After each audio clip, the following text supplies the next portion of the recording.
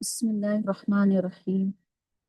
إن الحمد لله نحمده ونستعينه ونستغفره ونعوذ بالله من شرور أنفسنا ومن سيئات أعمالنا.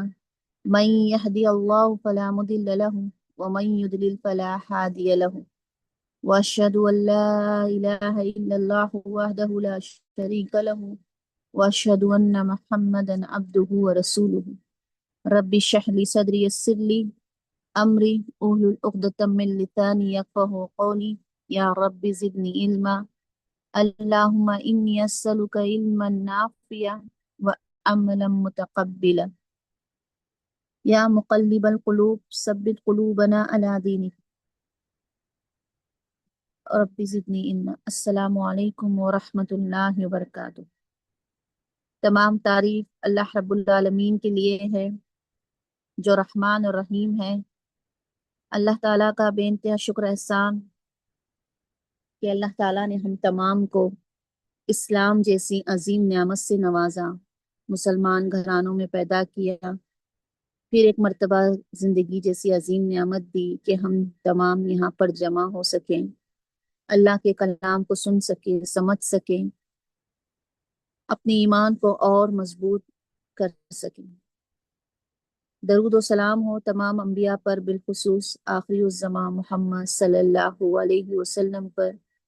بے شمار درود و سلام ہوں جن کے ذریعے سے قرآن کریم جیسی یہ عظیم کتاب ہم تک پہنچی، جس نے ہمارے سامنے حق اور باطل کو واضح کر دیا۔ الحمدللہ سورہ ملک کا یہ ہمارا سلسلہ چل رہا ہے۔ تقریباً ہم نے 12 آیات مکمل کی۔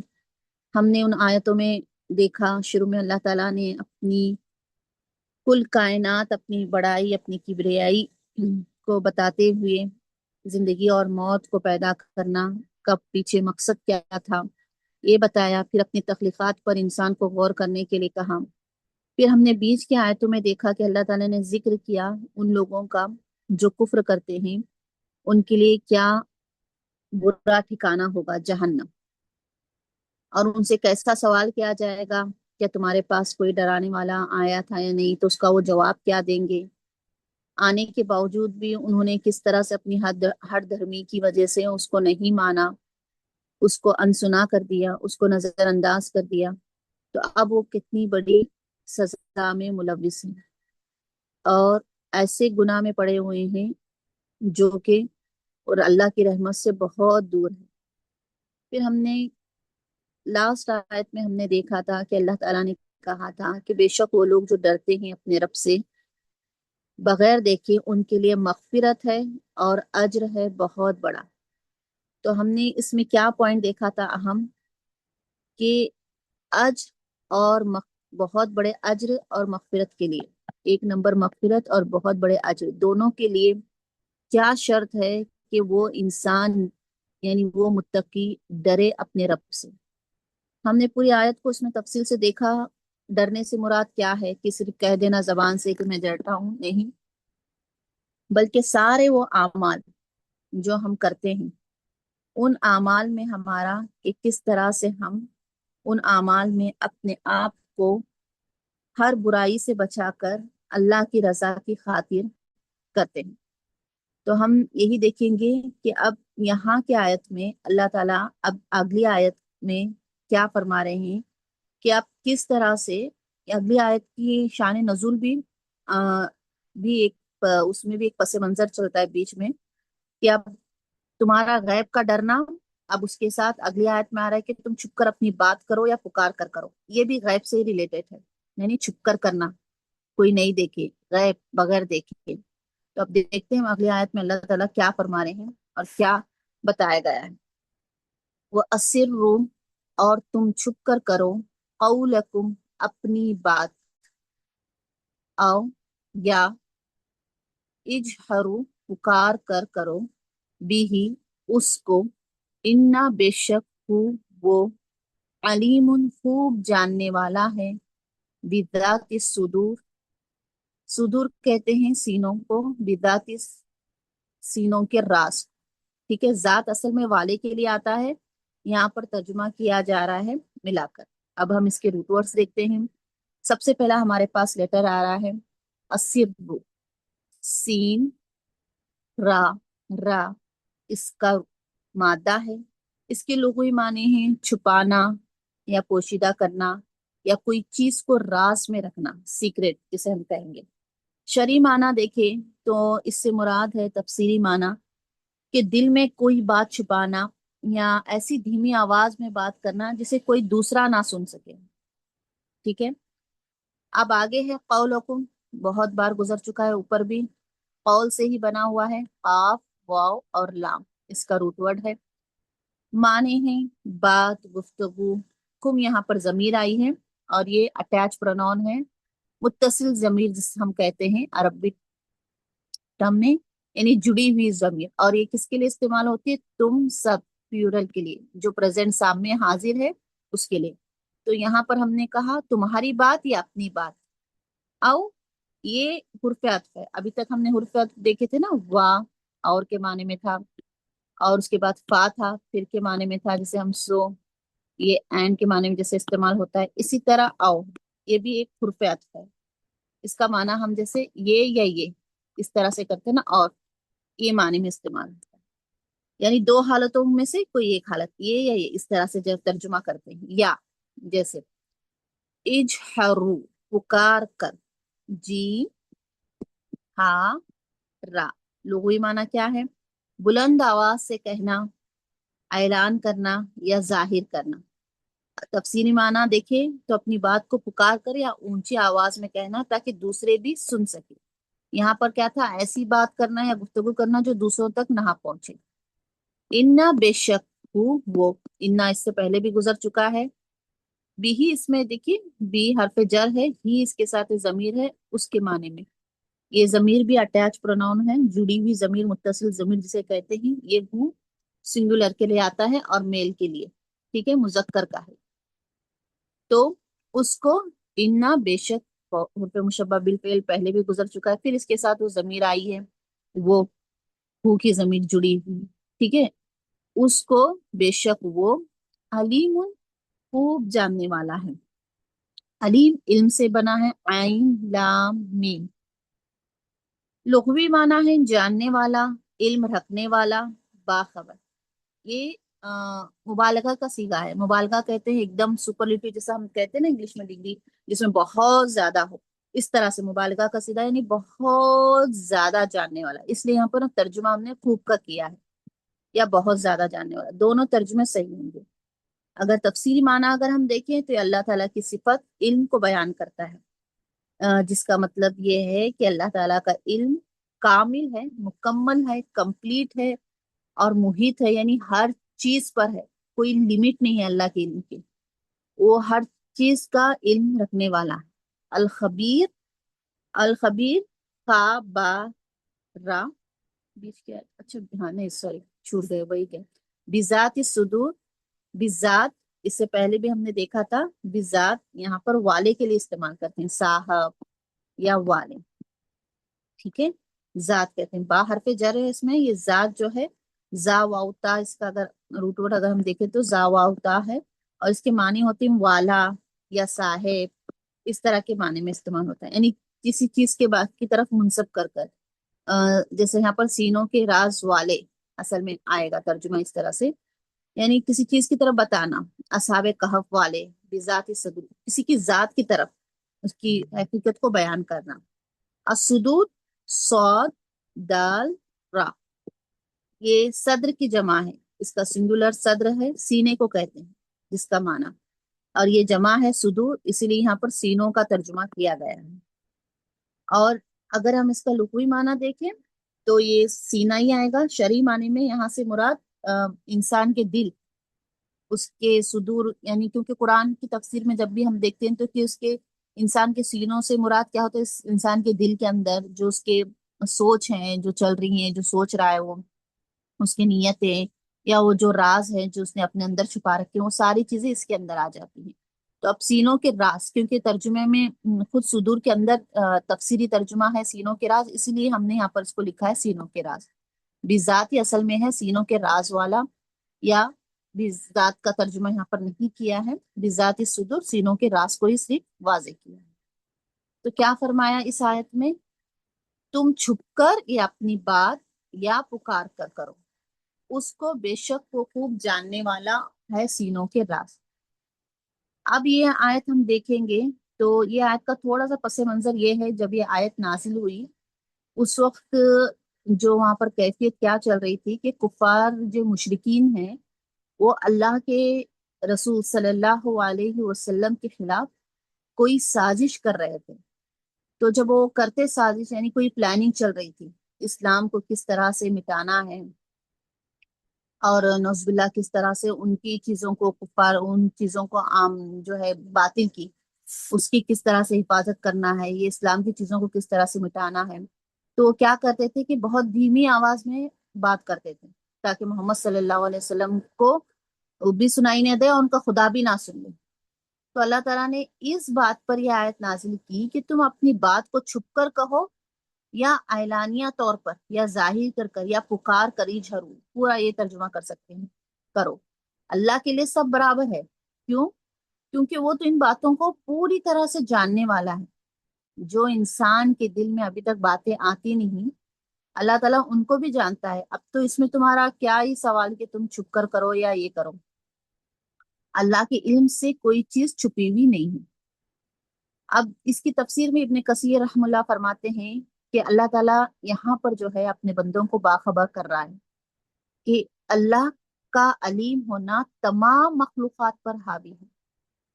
اللہ جانتا ہے کہ سمندر کے اندر کتنی مچھلیاں ہیں، اللہ جانتا ہے کہ ہوا میں کتنے پرندے اڑ رہے ہیں، اللہ جانتا ہے کہ کل دنیا کی مخلوقات کتنی ہیں۔ انسان کا ایک علم ایک لمٹ تک ہے، ایک لمٹ تک انسان سوچتا ہے۔ آج کی پاپولیشن انڈیا کی کتنی ہے اتنی حد تک ہی بتائے گا انسان، لیکن وہ بھی اس کا پرفیکٹ نہیں ہوگا۔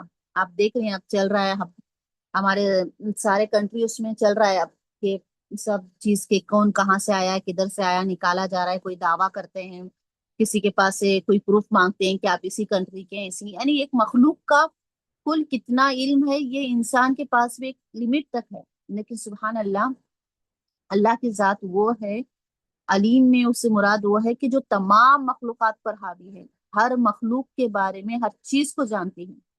انسان خواہ اپنی بات دل میں چھپائے یا اسے زبان سے بلند آواز میں ادا کرے، اللہ تعالیٰ کے لیے دونوں حالتیں یکساں ہیں، اس میں کوئی مشکل نہیں ہے۔ ہماری سننے کی سماعت کتنی ہے، ہماری دیکھنے کی سماعت اتنی ہے، اگر میں ایک چار بند کمرے کے بیٹھ جاؤں یہاں پر تو میں اس کمرے کا دیکھ نہیں سکتی، ٹھیک ہے؟ ہاں، بشرطے کہ آج انسان نے بہت ترقی کر لی ہے، سی سی ٹی وی کیمرے کا استعمال ہے، تو وہ بھی مجھے سی سی ٹی وی کیمرہ جس اینگل میں ہم نے لگایا ہے جتنا ایریا کا ہے اتنا ہی پرٹیکولر بتائے گا۔ میں چاہوں گی کہ باقی سب کچھ مجھے معلوم ہو تو نہیں مل سکتا، یہ ایک لمٹس ہے، ٹھیک ہے؟ لیکن سبحان اللہ، اللہ تعالیٰ کی نظریں، اس کی سماعت ہر چیز کو گھیری ہوئی ہے۔ میں اس دوسرے کمرے میں کیا گفتگو چل رہی ہے میں اس کو کلیئر کتنا کان بھی لگا لوں، دروازے کو دیکھوں، دیوار کو کان لگا لوں تو بھی میں اتنا کلیئر نہیں سن سکتی، لیکن اللہ کی سماعت سبحان اللہ بہت بڑھ کر ہے، ہم مثال دے ہی نہیں سکتے، ایک سمجھانے کے لیے ہمیں اس کا یہ کر رہے ہیں۔ لیکن اللہ تعالیٰ تو وہ ذات ہے جو صرف الفاظوں کو سننے والا یا ہماری چیزوں کو کرنے والا جو ہم کر رہے ہیں اس کو دیکھنے والا نہیں، بلکہ وہ تو بذات الصدور ہے، یعنی دلوں کے اندر جو خیالات، جو وسوسے ہمارے اندر جو چل رہے ہیں، جن کو ابھی تک ہم نے عمل میں نہیں لائے، یعنی جن کو ابھی ہم نے کیا بھی نہیں ہے، اس کو فزیکلی طور پر بس ہمارے مائنڈ میں جو چل رہی ہیں چیزیں، وہ ان سے بھی پوری طرح سے باخبر ہے۔ یعنی وہ ذات ہے، وہ صاحب، وہ مالک ہے جو ہمارے دماغ میں چلنے والے، ہمارے سینوں کے اندر چلنے والی سارے راز سب چیزوں کو جانتا ہے۔ تو یہ آیت ہمیں کس چیز کی طرف یہ کر رہی ہے کہ ہمیں بتا رہی ہے کہ صرف ہم یہ سوچ لیں، جیسے اوپر کہا نا کہ یخشونا ڈرنا ہے، تو ڈرنے بھی ایک بات یہ بھی آئی ہے کہ ہم کوئی چھپ کر گناہ کر لیں، چھپ کر مراد، اور ہم بظاہر دکھانے کو، جیسے اس آیت میں بھی ہم نے تفسیر میں بہت ڈیٹیل میں دیکھا ہے کہ نیتوں کا کتنا ضروری ہے۔ انسان جو ظاہر دکھتا ہے اس کا باطن بھی ہونا ویسا ہی ضروری ہے۔ ہم چاہے تو دنیا میں انسانوں کو دھوکہ دے سکتے ہیں، اپنے آپ کو بھی دھوکہ دے سکتے ہیں کہ نہیں بھائی ہم بہت نیک ہیں، ہم جو کر رہے ہیں صحیح کر رہے ہیں، انشاءاللہ ہمیں جنت ملے گی، کرے گی، لیکن ہم ہماری نیتوں سے اپنے آپ کو بھی دھوکہ دے سکتے ہیں، لیکن اللہ تعالیٰ ہمارے دلوں کے حال کو جانتا ہے۔ تو یہاں انسان کو کائنات کی ایک بہت بڑی حقیقت سے روشنا کیا جا رہا ہے کہ تمہارا خالق تمہاری ذات سے الگ کوئی باہر بیٹھی ہوئی ہستی نہیں ہے، بلکہ وہ ہماری رگے جان سے بھی زیادہ قریب ہے۔ وہ ہمارے دلوں کے پوشیدہ رازوں کو جانتا ہے۔ تو ہمارے لیے ایک ہی ہمارے پاس اس کا راستہ طریقہ یہ بستا ہے کہ صراط مستقیم پر اگر ہم سیدھے راستے پر چلنا چاہتے ہیں، اپنے آپ کی مغفرت چاہتے ہیں، تو ہمارا باطن ہمارے ظاہر کی طرح پاک ہو۔ اگر ہم بظاہر پاک نظر آتے ہیں تو اپنے باطن کو بھی پاک کریں۔ ہمیں جان لے کہ اللہ دلوں کے بھیدوں کو بھی، رازوں کو بھی جاننے والا ہے۔ تو ہم اس سے کوئی بھی چیز نہیں چھپا سکتے۔ دنیا میں چاہے ہم کتنی بھی چیزیں چھپا لیں، لیکن اس کے آخرت میں ہم کوئی چیز نہیں چھپائیں گے اللہ سے۔ اللہ وہ ذات ہے جس سے ہمارے خیالات تک پوشیدہ نہیں ہے۔ انسان ہے نا، سوچتا ہے، وہ سوچنے کے خیالات میرے ساتھ ہی محدود ہوتے ہیں۔ وہ ہم اپنا کتنے قریبی ہمارے کوئی دوست ہو، اس کے بارے میں ہم سوچ رہے ہیں، اسے کو بھی اطلاع نہیں ہے، والدین ہیں ان کو بھی نہیں بتا رہے، لیکن جو کچھ لیکن چل رہا ہے ہمارے دماغ میں، لیکن وہ اللہ وحدہ لا شریک کو وہ سارا علم ہے۔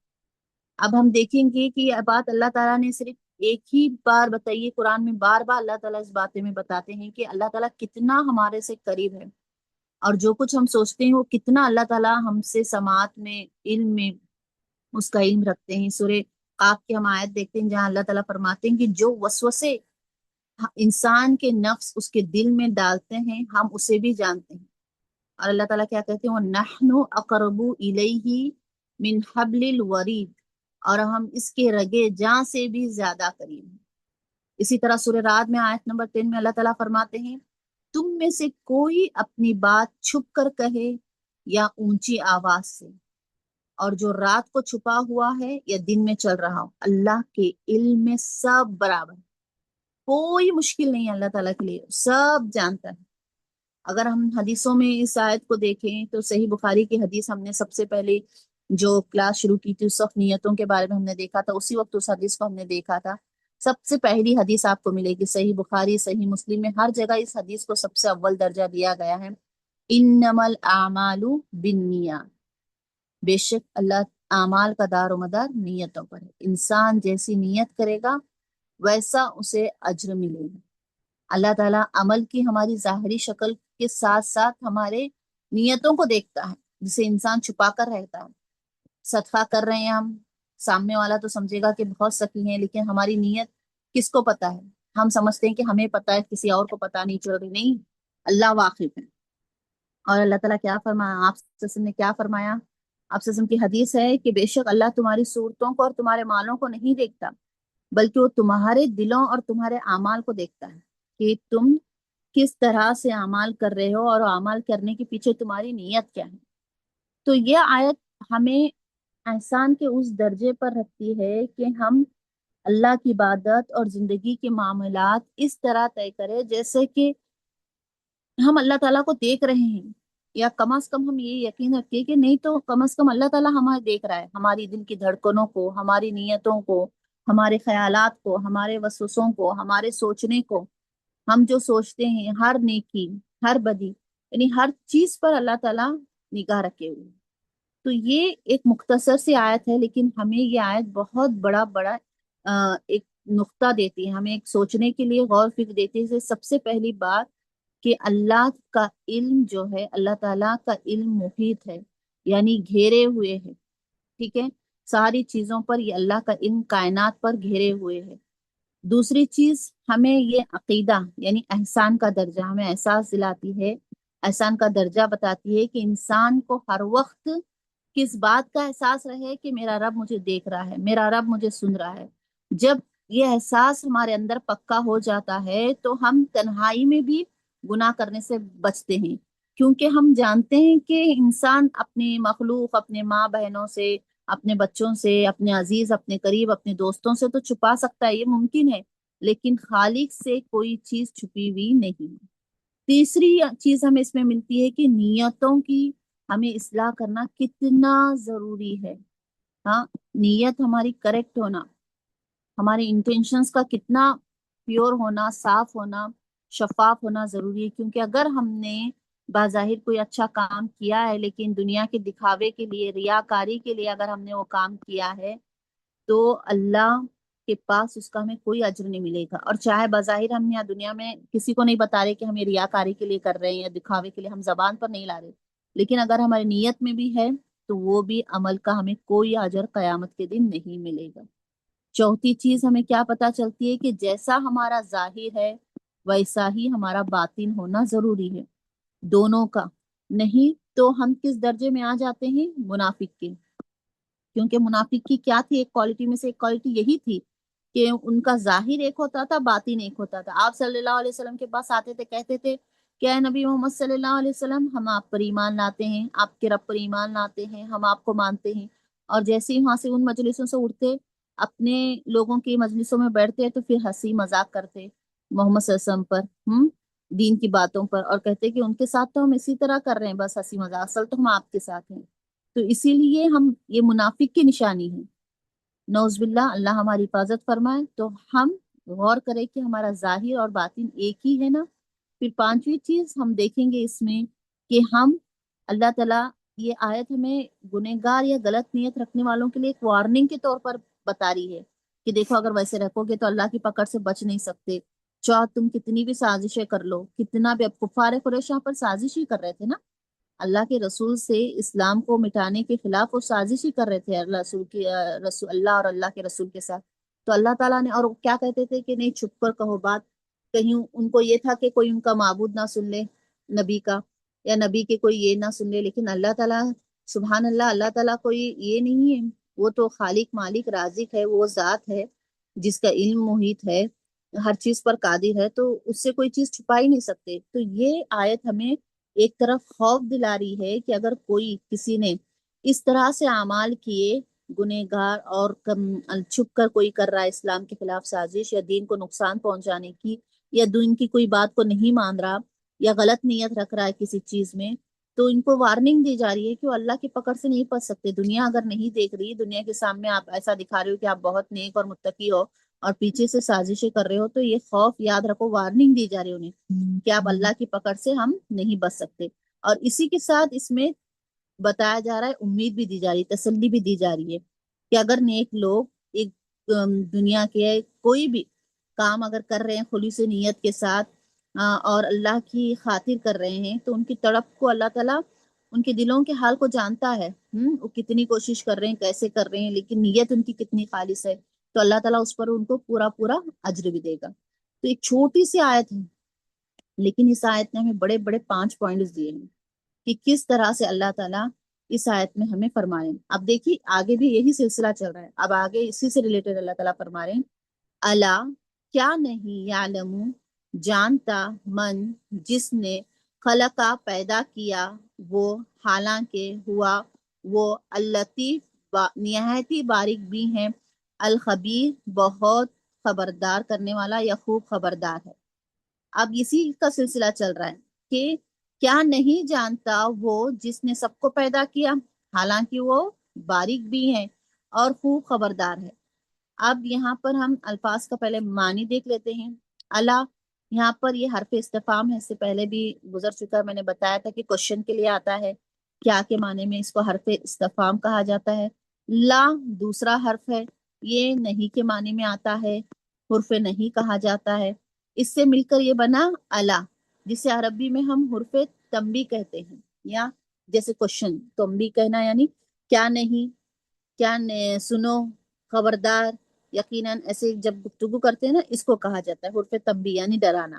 یعلم، عین، لام، میم، اس کا مادہ ہے، علم سے ہی بنا ہے، معنی ہے جاننا، علم رکھنا، اور شرعی معنی کیا ہے؟ اس سے مراد اللہ تعالیٰ کا وہ دائمی اور کامل علم ہے جو کائنات کے ہر ذرے ذرے پر حاوی ہے۔ اب دیکھیے کائنات کا ذرہ ذرہ، مٹی کا ذرہ، یا چھوٹی سی مثال لے لیجئے، آن جسے ہم کہتے ہیں چونٹی، ہاں، یہ چونٹی جیسی مخلوق کو بھی اللہ تعالیٰ رزق فراہم کرتے ہیں، سبحان اللہ۔ وہ مخلوق کی تعداد، وہ مخلوق کہاں کہاں پھیلی ہوئی ہے، وہ مخلوق کو اللہ تعالیٰ وہ سوچ اور سمجھ دینا کہ وہ مخلوق اپنے رزق کے لیے کسی طرف آنا، یہ ساری چیزوں کا محاطہ کیے ہوئے اللہ کی ذات ہے، سبحان اللہ۔ جا من یعلم یعنی جاننے والا، من یہاں پر آیا اس میں موصول، اس سے پہلے بھی آ چکا ہے، اس میں موصول کہتے ہیں من کو، جس کے معنی ہوتے ہیں جو یا جس نے۔ اس کے بعد ہمارے پاس ہے خلقہ، پیدا کیا، خا لام کاف، اس نے پیدا کیا یا کوئی چیز کو سرے سے بنانا، عدم سے وجود میں لانا۔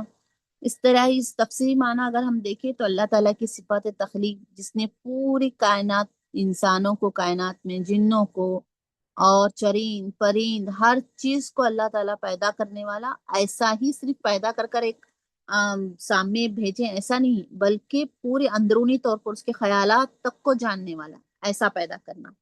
وہ حالانکہ ہوا، یہاں پر واؤ جو ہے حالانکہ کے حالیہ ہے، ٹھیک ہے، اور وہ بھی کر سکتے ہیں ہم ترجمہ، وہ حالانکہ وہ، اللطیف، اللطیف کہتے ہیں لام تو فا، اس کا روٹ ورڈ ہے، معنی ہے اس کے بہت نہایت ہی باریک بین، پوشیدہ چیزوں کو پہچاننے والا، ہڈن جو چیزیں ہوں گی تھنگس، ان کو دیکھنا پہچاننا یا مہربان، اس کو کہتے ہیں لطیف۔ شرعی معنی اگر ہم دیکھیں تفسیر کے اعتبار سے تو یہ اللہ تعالیٰ کے اسماء حسنیٰ ہے، یہ سارے اللہ تعالیٰ کے اسماء حسنیٰ ہیں۔ العلیم ایک آیا ہے، اللطیف دو ہے، الخبیر تین ہے، تین اسماء حسنیٰ آئے ہیں، یعنی اللہ کے اسماء حسنیٰ میں سے ہے یہ۔ اور اگر شرعی طرف اس سے دیکھیں، تفسیری ہم معنی اگر اس کا دیکھ رہے ہیں تو وہ ذات مطلب اللہ سبحانہ و تعالیٰ کی اتنی باریک بھی، یعنی کہ انسان کے دل کی گہرائیوں میں بھی چھپے ہوئے چھوٹے سے چھوٹے خیال، اور مٹی کے اندر کے چھپے ہوئے چھوٹے سے چھوٹے ذرے کو بھی دیکھتی بھی ہے اور جانتی بھی ہے۔ اور مفسرین کہتے ہیں کہ دوسرا معنی یہ ہو سکتا ہے کہ وہ ذات جو اپنے بندوں پر اس طرح ان پر رحم کرم یا لطف اور مہربانی کرتی ہے کہ بندے کو اندازہ بھی نہیں ہوتا۔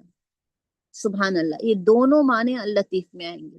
اب اس کے بعد ہمارے پاس ہے الخبیر، خبیر خا با را، لغوی معنی ہے باخبر، پوری خبر رکھنے والا، گہرائی تک جاننے والا۔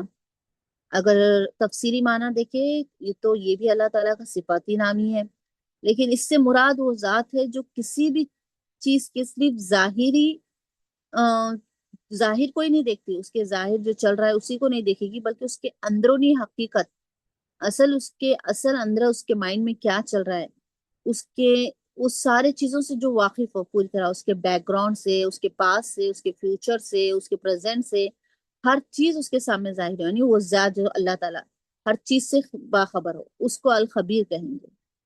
تو ہم نے دیکھا تھا آیت نمبر 13 سے جو اللہ تعالیٰ بات بتا رہے تھے، ہم نے ابھی دیکھا کہ کس طرح سے اس میں تم چھپاؤ یا ظاہر کرو، اللہ دلوں کے بھید کو جانتا ہے۔ تو اب اللہ تعالیٰ آیت نمبر 14 میں اس کی دلیل دے رہے ہیں۔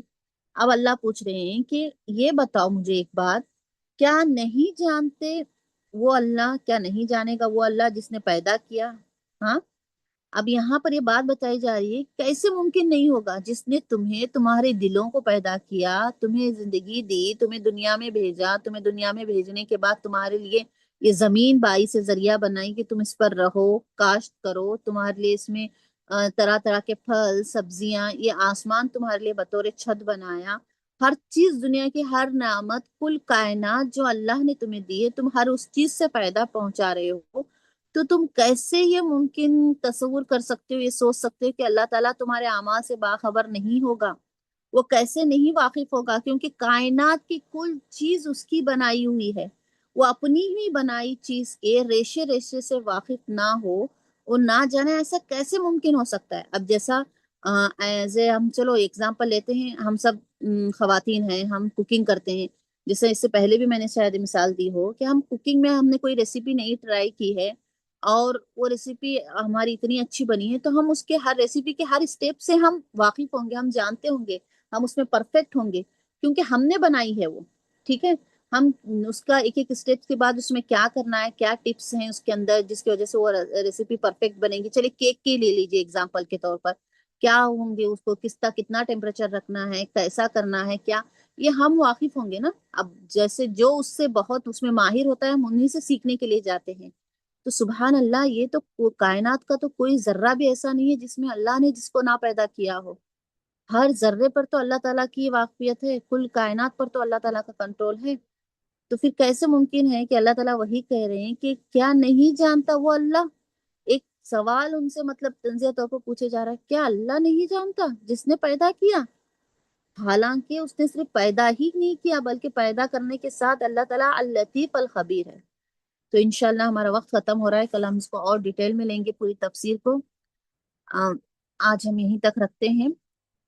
وَأَسِرُّوا، اور تم چھپ کر کرو، قولکم اپنی بات، او یا اجہروا پکار کر، بھی اس کو، انہو بے شک وہ، علیم خوب جاننے والا ہے، بذات الصدور سینوں کے راز. الا کیا، لا نہیں، یعلم جانتا، من جس نے، خلقہ پیدا کیا، وہ اور ہوا وہ، اللطیف نہایت ہی باریک بھی، الخبیر خوب خبردار. اللہ تعالیٰ کہنے سننے سے زیادہ ہمیں عمل کی توفیق دے. جو بھی حق بات آج میں نے کہی اللہ تعالیٰ کی طرف سے اللہ قبول فرمائے. جو غلطی کوتاہی میری نفس اور شیطان کی طرف سے اللہ درگزر فرمائے. اللہ تعالیٰ ہمارے اعمال کو ظاہر اور باطن میں ایک جیسا کرے، اور جو کچھ کر رہے ہیں اللہ ہم خالص اللہ کے رضا کے لیے ریاکاری سے بچائے. اللہ ہماری نیتوں کو درست کرنے والا بنائے. سبحانک اللہم و بحمدک، نشہد ان لا الہ الا انت، نستغفرک و نتوب الیک. السلام علیکم و رحمۃ اللہ.